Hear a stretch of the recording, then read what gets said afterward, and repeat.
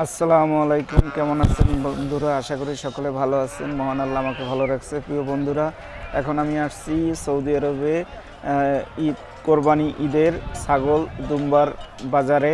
তো দেখতে পাচ্ছেন এই হলো সৌদি আরবের বাজার। ছাগল দুম্বার অনেক বড়, দেখেন কত বড়। তো প্রিয় বন্ধুরা, আমার ভিডিওটি যদি আপনাদের ভালো লাগে চ্যানেলটি সাবস্ক্রাইব করবেন, ভিডিওতে একটি লাইক করবেন। দেখতে পাচ্ছেন অনেক বড়, এই যে দেখেন।